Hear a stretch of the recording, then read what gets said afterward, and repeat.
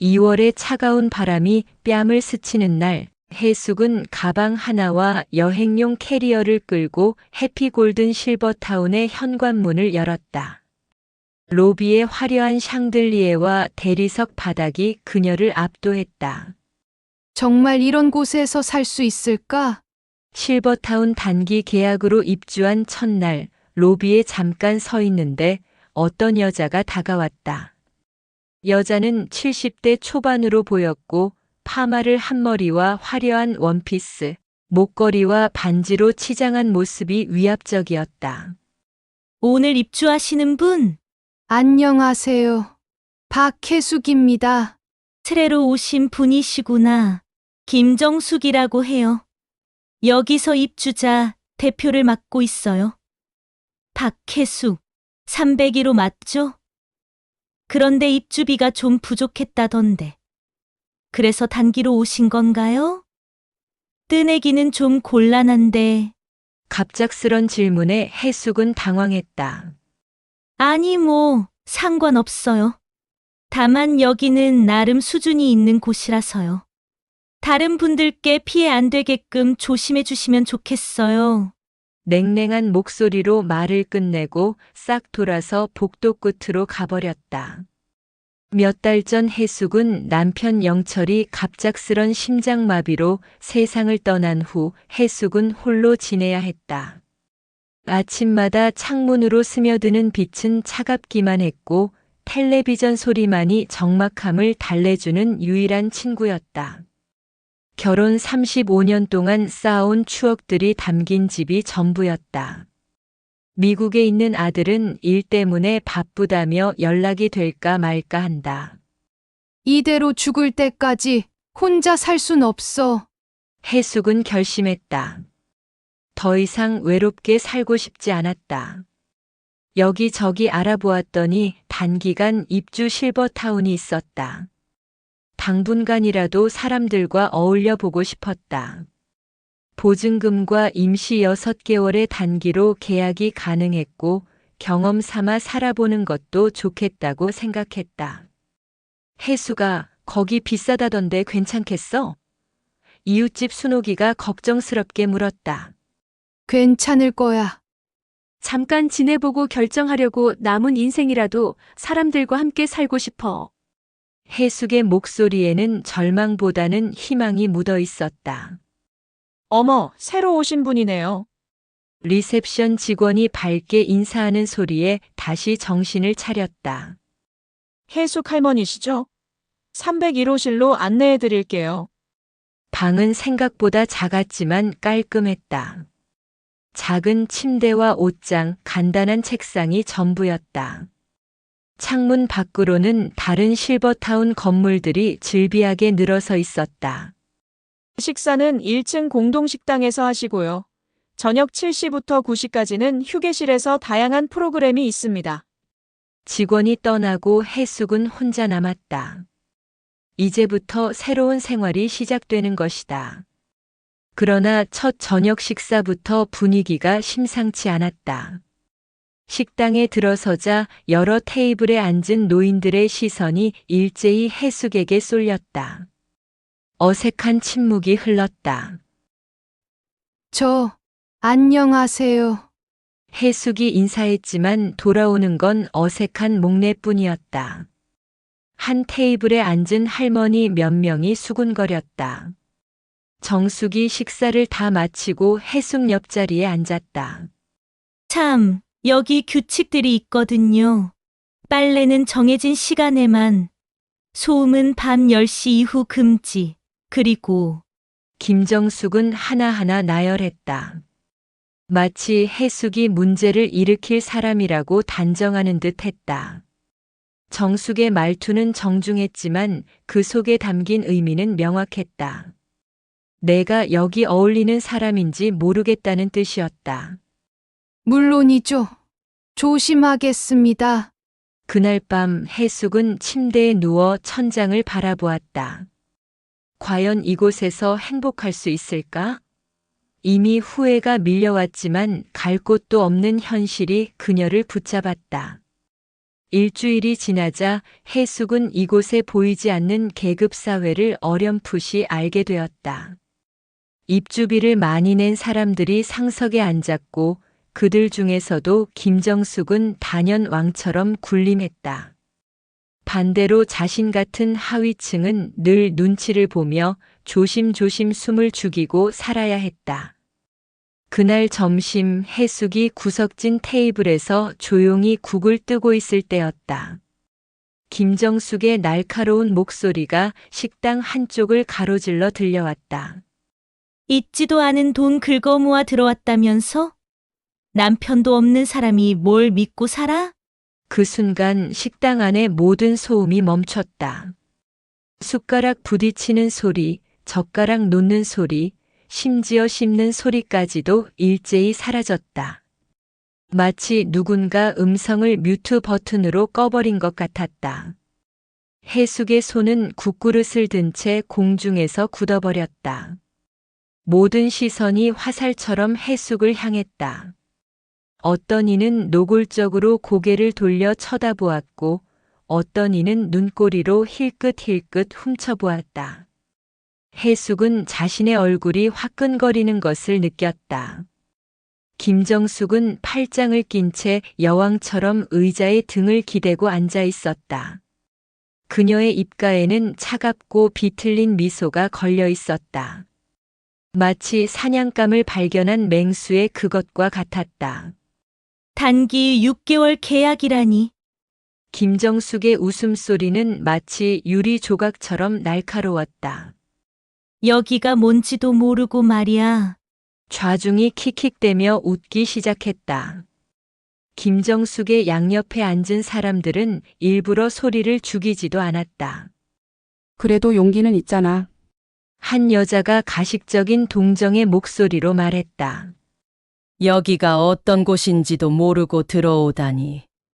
요즘 세상에 혼자 사는 여자들이 참 많아졌어.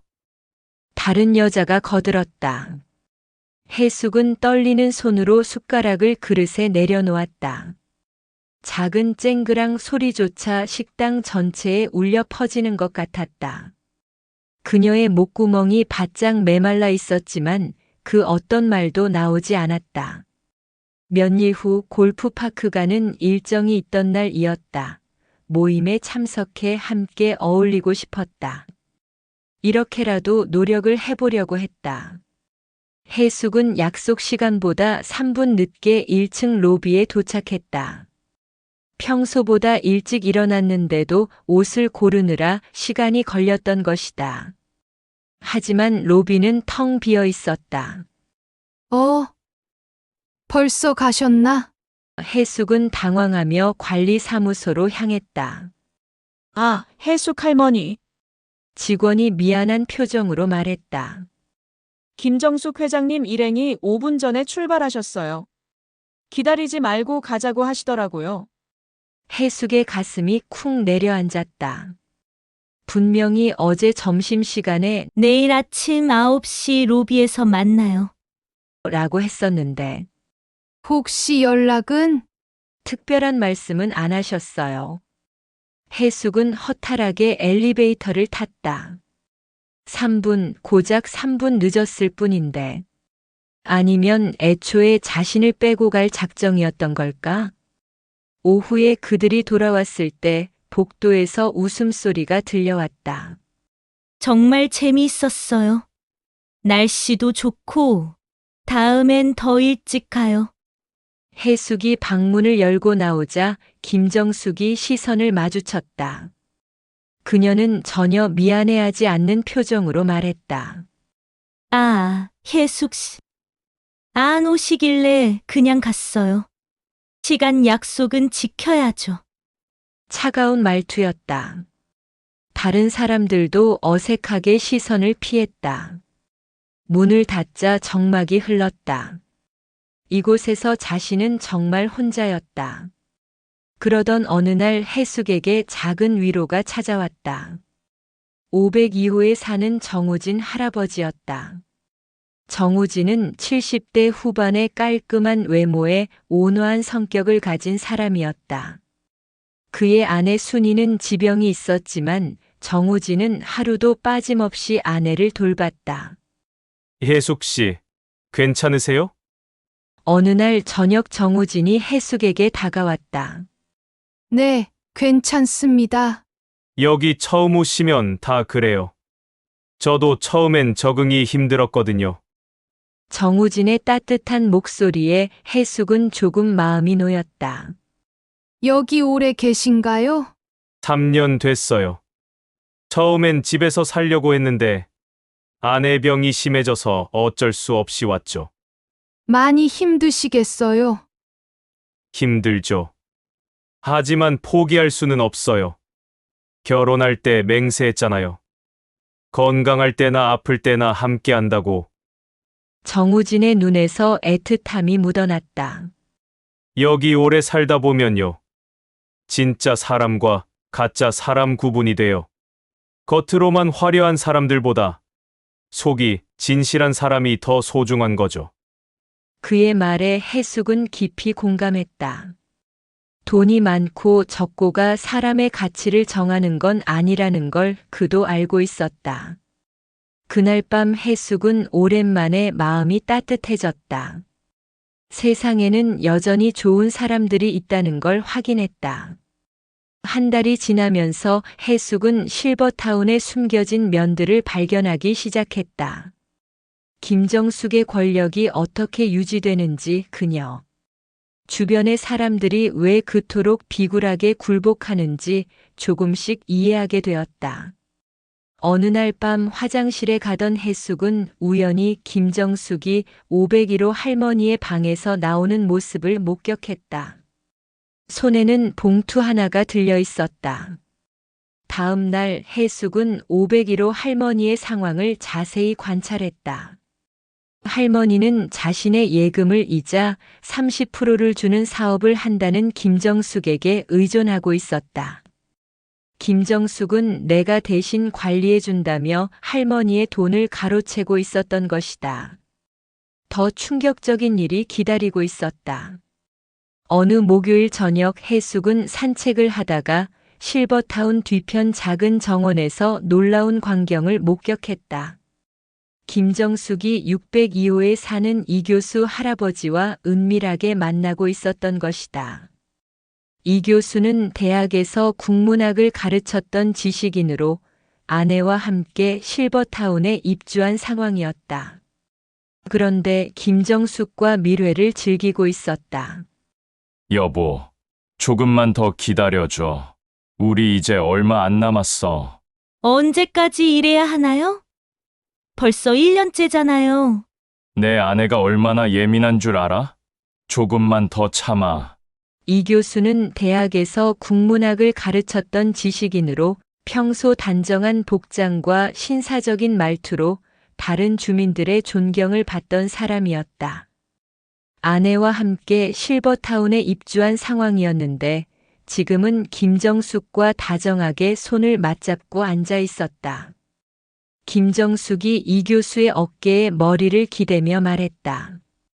그 모습은 평소 다른 사람들 앞에서 보이던 위험 있는 입주자 대표의 모습과는 전혀 달랐다. 둘의 대화는 점점 절실해졌다. 이 교수가 정숙의 뺨을 살짝 어루만지며 말했다. 우리가 처음 만났을 때를 생각해봐. 도서관에서 우연히 당신이 시집을 읽고 있을 때, 그때가 벌써 2년 전이네. 그때는 이렇게까지 될 줄 몰랐는데. 나도 그래. 하지만 이제 당신 없인 살 수 없어. 이 나이에 이런 사랑을 다시 느낄 수 있을 거라고 생각도 못했어. 혜숙은 나무 뒤에 숨어 이 모든 광경을 지켜보고 있었다. 충격이었다. 평소 도덕과 질서를 강조하며 다른 사람들을 판단하던 김정숙이 이런 모습일 줄이야. 더 놀라운 것은 그들의 밀회가 이미 오래전부터 계속되어 왔다는 것이었다. 각자의 배우자를 속이며 만나온 것이다. 이내 정숙은 이 교수에게 가슴을 들이밀며 안겨 있었다. 이 교수 또한 정숙의 몸에 더 가까이 밀착시키더니 이내 키스를 나누고 있었다. 해숙은 김정숙의 위선적인 모습에 분노가 치밀어 올랐다. 다른 사람들에게는 도덕과 질서를 강요하면서 정작 자신은 불륜을 저지르고 있었던 것이다. 해숙은 조용히 핸드폰으로 그들의 모습을 촬영했다. 언젠가는 이 증거가 필요할 때가 올 것이다. 해숙은 우선 예금 착복 사실을 몇몇 사람들에게 은근히 흘렸다. 501호 할머니 예금에 이자를 3개 붙여준다던데 그 내용 아세요? 해숙은 복도에서 우연히 마주친 박씨 할머니에게 무심한 듯 물었다. 김 회장님이 대신 관리해 주신다던데요. 박씨 할머니는 별 생각 없이 대답했다. 어디 투자해서 이자를 아주 세게 준다고 하더라고요.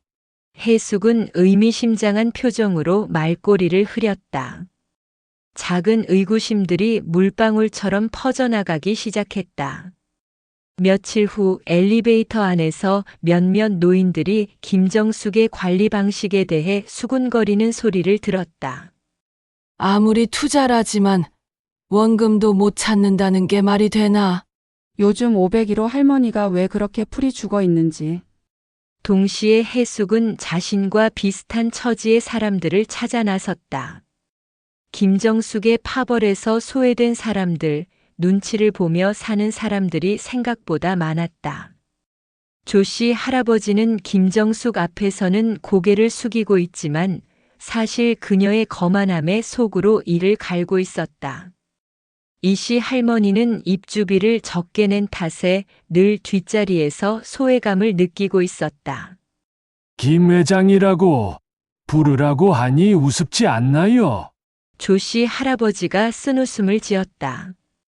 아무튼 뭐든 지 맘에 들게 행동해야 하게 만든다니까. 이씨 할머니도 억눌렸던 감정을 토로했다. 해숙은 이들의 불만을 들어주고 공감했는데 모두들 각자 불만이 많았던 터였다. 김정숙이 위에서 권력으로 누르고 있었던 것이다. 이게 영원할 줄 알고. 해숙은 마음이 조금 처졌다. 평생 살림만 하고 조용히 살아왔는데 갑자기 이런 일들을 알아보고 있자니 머리가 아프기도 했다. 그 모습을 보던 우진이 말을 걸었다. 계숙 씨, 우리 아내랑 외부로 나가려고 하는데 같이 가실래요? 우진 부부와 외부에서 차를 한 잔 마시고 오늘길에 기분 전환 겸 같은 번호로 로또도 사서 나눠 가졌다. 며칠 뒤 식당에서 김정숙이 또다시 해숙을 향해 비아냥거릴 때 이번에는 몇몇 사람들이 불편한 표정을 짓는 것을 볼 수 있었다. 변화의 조짐이었다. 김정숙은 해숙 주변에 사람들이 모이는 것을 못마땅하게 여겼다. 자신의 권위에 도전하는 것으로 받아들였던 것이다. 박해숙 씨가 여기저기 돌아다니며 이상한 소리 하는 것 같던데. 네, 회장님. 몇몇 분들이 그 사람 말에 현혹되고 있는 것 같아요. 김정숙의 측근들이 보고했다. 단속해야겠군. 여기 질서를 흐리면 안 되지. 김정숙은 해숙을 직접 제재하기로 마음먹었다. 그 기회는 곧 찾아왔다. 어느 금요일 저녁 식사 시간 김정숙이 해숙의 테이블로 걸어왔다. 박해숙 씨, 잠깐 얘기 좀 할까요? 네, 무슨 일인가요? 여기저기 돌아다니면서 이상한 소리 하지 마세요. 여기는 평화로운 곳이에요. 이상한 소리라니요? 저는 그냥 친구들과 대화한 것뿐인데요. 친구들, 김정숙이 비웃었다. 없는 살림 주제에 무슨 친구들이야? 식당이 조용해졌다. 모든 사람들이 주목했다. 있지도 않은 돈 긁어 모아 들어온 주제에? 김정숙의 목소리가 점점 커졌다. 여기는 수준 있는 사람들이 사는 곳이라고. 없는 살림 주제에 폼 잡지 마라. 6개월 단기로 들어왔음 조용히 있다 가라고. 그 순간 해숙이 천천히 일어났다. 지금까지의 굴욕과 모멸감이 한꺼번에 치밀어 올랐다. 더 이상 참을 수 없었다. 없는 살림 긁어 모아 들어온 사람이라고요? 해숙의 목소리는 떨렸지만 당당했다. 그럼 남의 예금 긁어 모은 사람은 뭐라고 불러야 할까요?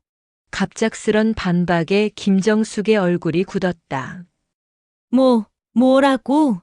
501호 할머니, 예금 말이에요. 할머니 예금을 가로채는 게 수준 있는 행동인가요? 식당이 술렁이기 시작했다. 사람들이 웅성거렸다. 그게 무슨 소리야? 나는 할머니를 도와주는 거라고. 해숙이 휴대폰을 꺼내 영상 하나를 재생했다. 김정숙이 501호 할머니 방에서 봉투를 들고 나오는 모습이었다. 이것도 도와주는 건가요? 김정숙의 얼굴이 새하얗게 변했다. 그건. 하지만 해숙은 여기서 멈추지 않았다. 진짜 폭탄이 남아 있었다. 그리고 남의 남편과 밤마다 만나는 것도 수준 있는 행동인가요? 식당이 완전히 조용해졌다. 숨소리조차 들리지 않았다. 해숙이 또 다른 동영상을 재생했다.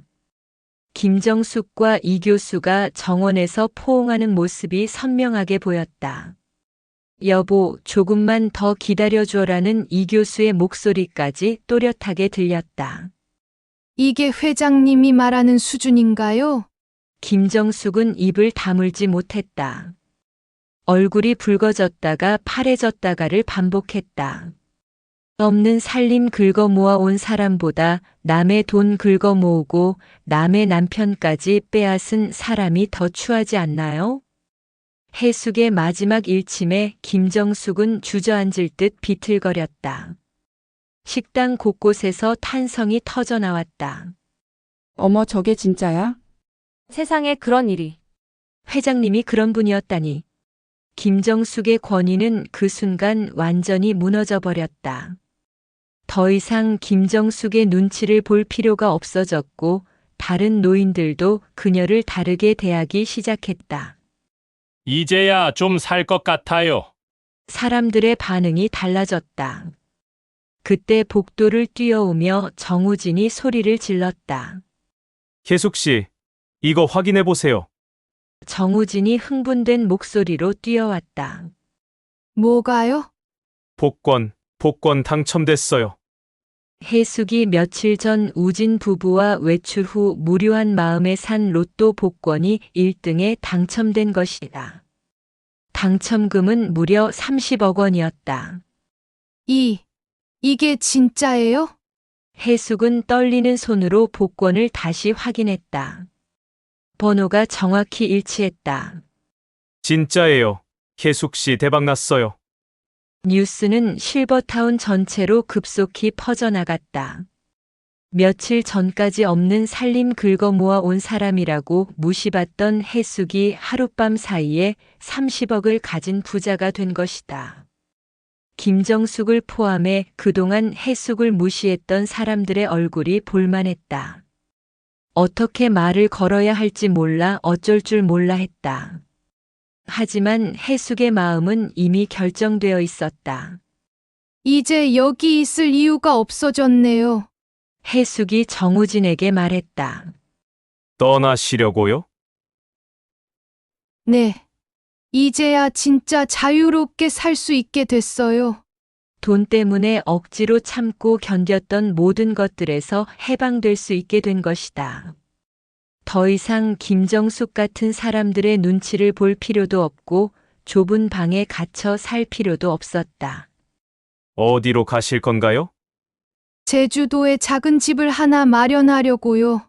바다가 보이는 곳으로요. 영철과의 추억이 서린 제주도.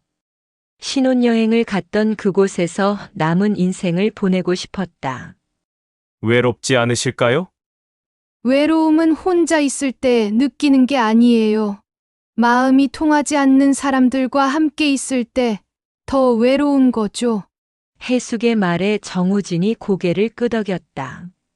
며칠 후 해숙은 짐을 챙기기 시작했다. 들어올 때보다 짐은 훨씬 가벼워졌다. 물건이 줄어든 게 아니라 마음이 가벼워진 것이다. 제가 여기 왔을 때는 정말 어려웠어요. 남편을 잃고, 집도 잃고, 가진 거라고는 몇 푼 안 되는 돈뿐이었죠. 사람들이 조용히 귀를 기울였다. 그 적은 돈으로 여기 들어왔을 때 많은 분들이 저를 무시했어요. 돈이 없다고, 수준이 맞지 않는다고. 김정숙이 몸을 움츠렸다. 하지만 알게 된 게 있어요. 진짜 품격이란 돈이 만드는 게 아니라는 거요. 진심으로 상대를 배려하고 약한 사람을 보호하려는 마음이 진짜 품격이죠. 정우진이 고개를 끄덕였다. 이제 저는 떠나지만 여러분께는 한 가지 부탁이 있어요. 서로를 돈에 많고 적음으로 판단하지 말아주세요. 우리 모두 나이 들어 이곳에 온 건 서로 의지하며 살기 위해서잖아요. 해숙의 말에 여러 사람들이 고개를 끄덕였다. 김정숙 씨, 해숙이 구석에 앉아있던 김정숙을 바라봤다. 김정숙이 깜짝 놀라며 고개를 들었다. 저한테 상처를 주셨지만 원망하지 않아요. 오히려 고마워요. 덕분에 제가 얼마나 강한 사람인지 깨달았거든요. 김정숙의 눈에서 눈물이 흘러내렸다. 처음으로 자신의 잘못을 깨닫는 순간이었다. 그리고 501호 할머니 예금은 정우진 씨가 대신 관리해 주기로 했어요. 더 이상 혼자 힘든 분이 없도록 우리 모두 서로 돌봐주세요. 택시가 실버타운 앞에 도착했다. 해숙은 작은 가방 하나와 캐리어를 들고 나왔다. 몇 달 전 이곳에 들어올 때와 똑같은 짐이었지만 마음만큼은 천지 차이였다. 택시 창문 너머로 실버타운 건물을 바라봤다. 처음 봤을 때는 꿈 같은 곳이었고 살면서는 지옥 같았으며 이제는 그냥 추억이 될 곳이었다. 당첨금으로 집을 사고도 충분히 남을 돈이 있었다. 이제 더 이상 돈 걱정 없이 살 수 있는 것이다. 그리고 그녀는 알고 있었다. 진짜 부자는 돈이 많은 사람이 아니라 마음이 따뜻한 사람이라는 것을. 진짜 품격은 남을 내려다보는 것이 아니라 서로를 끌어올리는 것이라는 것을. 제주도의 아름다운 석양이 바다를 붉게 물들이고 있었다. 해숙의 얼굴에도 평온한 미소가 떠올랐다. 이제 그녀의 매일매일이 선물 같았다.